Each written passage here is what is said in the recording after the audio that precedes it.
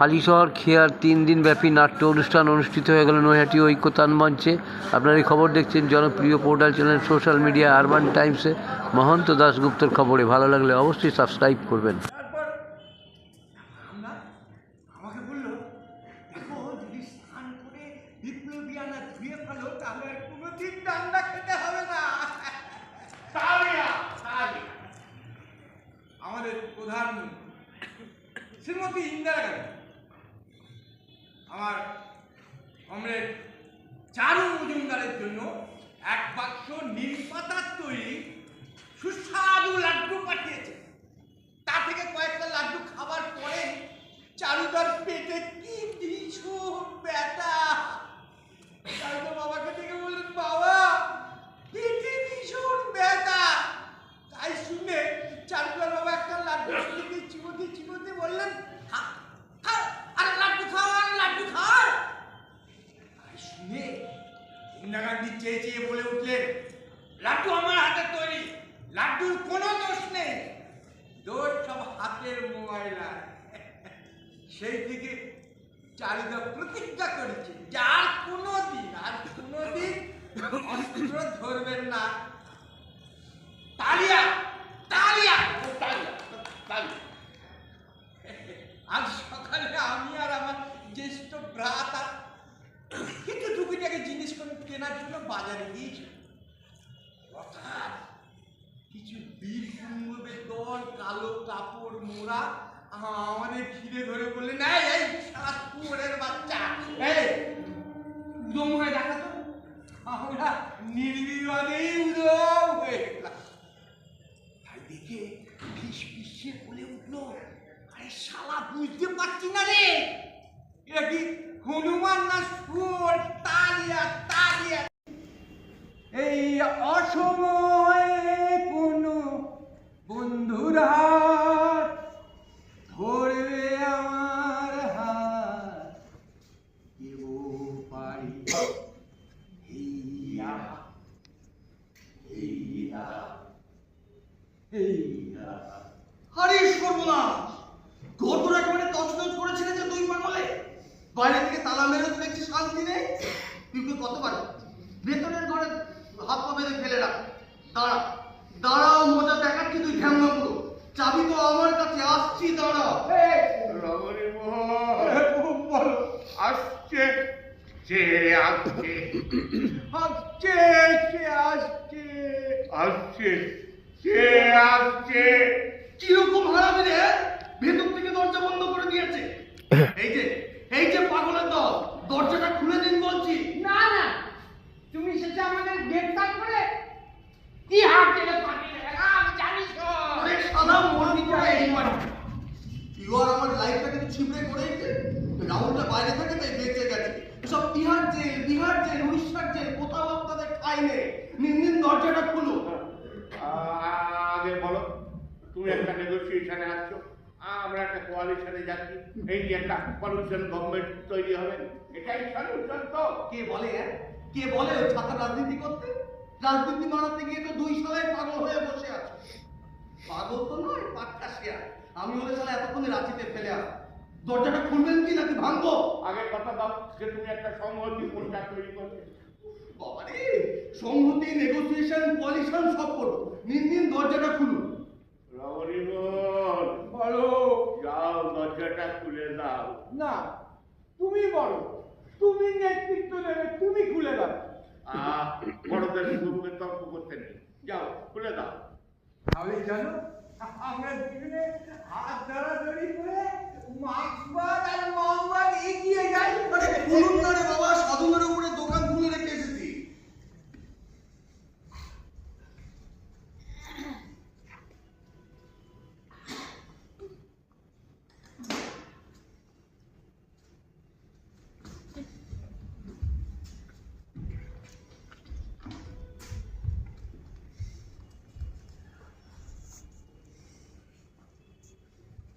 কতবার বাইরে থেকে তালা মেরে যেও। একবার ভেতরে ঘরে তালা মেরে গিয়েছে। কি হলো? কি হলো? ইচ্ছে করে ঘরের মধ্যে হেগে মুখে রেখে দিয়েছে। আজ ঘর ফাঁকা পেয়ে ভেতর থেকে বন্ধ করে যা খুশি তাই করেছে।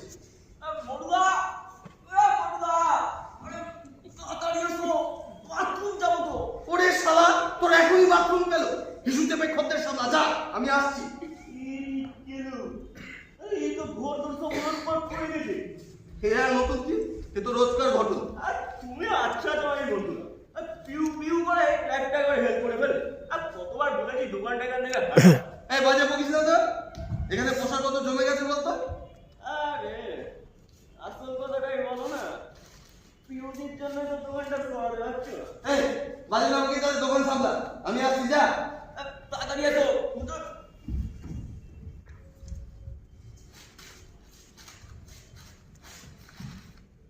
কি হলো কি? কাটছি কি? দাম দিয়ে আমি দিলে না কে করে বানাচ্ছে বলিভিয়াকে মুক্তি দেবে বলে।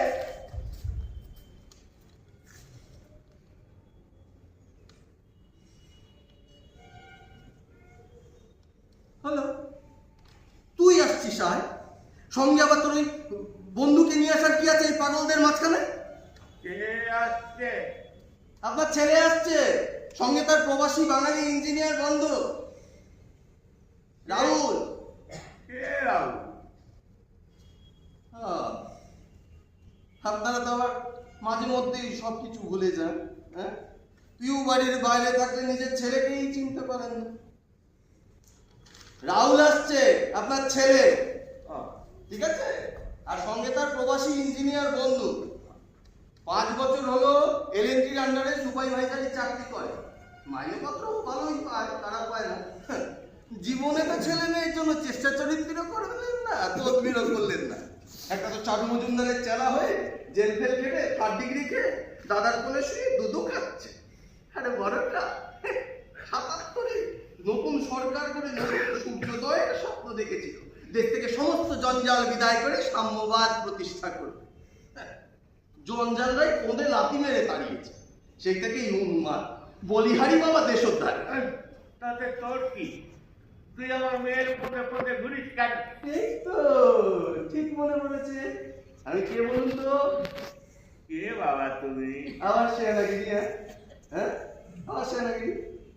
আমি মন্টু, যে বাড়িতে থাকে সেই বাড়ি থেকে ওই দোকান পর্যন্ত জমিটা সমেত বাড়িটা আমার। তুইকে ভালোবেসে থাকতে দিয়েছি, ভাড়া নিই না। ঠিক আছে, এই নিয়ে অবশ্য আমার বাড়িতে অনেক অশান্তি আছে, আমি আমলে দিই না, ঠিক আছে। পিউ আমাকে ভালোবাসে, শুধু বিয়ে করতে সাহস পাচ্ছে না আপনাদের 2 বুড়োর কি হবে সে কথা ভেবে। অনুভবসাতেই কাজ হচ্ছে। তবে আমিও হাল ছাড়ার পাত্র নই কমরেড গো। কার চুলে পাক ধরে কে শেষ হয়ে মরে আমি সেটা দেখেই ছাড়ি। আমার নামও গোয়ার গোবিন্দ মন্টু হালদার। যাকে যাক, পেটে দানা পানি কিছু পড়েছে? দাদাই নেই, পানি নেই, কে চুড়ে আনাচা? মিডিয়া অপপ্রচার, খাবি কি পাগলা? খায় মাথা ছাগলা। চুপ! ওই তো খাবার যেমন কি ছিল তেমন কি পড়ে রয়েছে। পিউ এসে দেখলে তো হুলুস্থুলু বাজাবে। নিন বলছি, নিন। কিরকম আল্লাদে জড়ামড়ি, হ্যাঁ?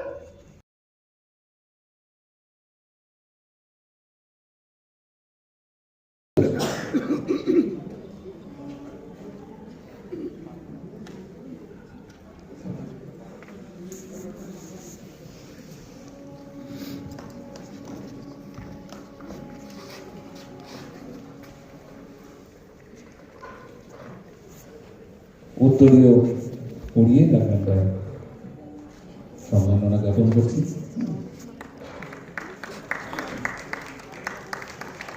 ঘুরে যান, হ্যাঁ। পুষ্পস্তবক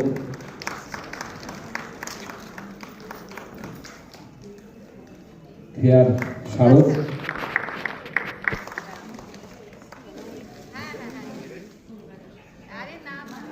আমরা মিলন দাসের হাতে সম্মাননা তুলে দিয়ে খেয়া নিজেই গর্বিত।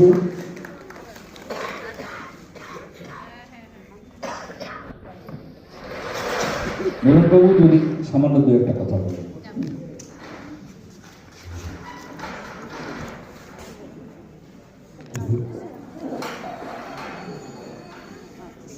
আমি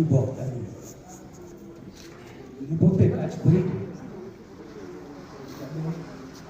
আমি আজকে খেয়ার কাছ থেকে এই পুরস্কার এই সম্মান যা আমি দিলাম, জানি না এর আমি যোগ্য কিনা।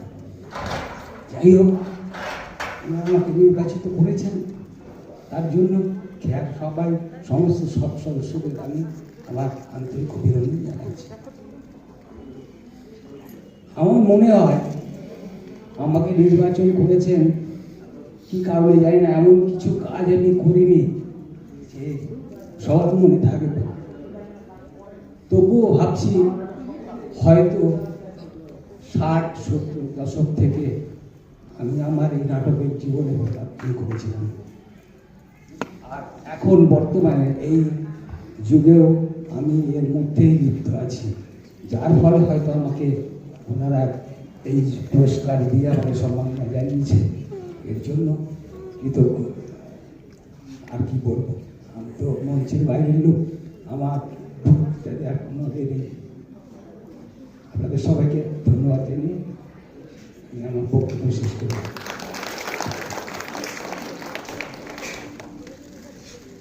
ধন্যবাদ মিলনদাকে। উনি বললেন উনি এমন কিছু করেননি যা উনি মনে করছেন, এমন কিছু করেননি যার জন্য খেয়া তাকে সম্মাননা প্রদান করছে।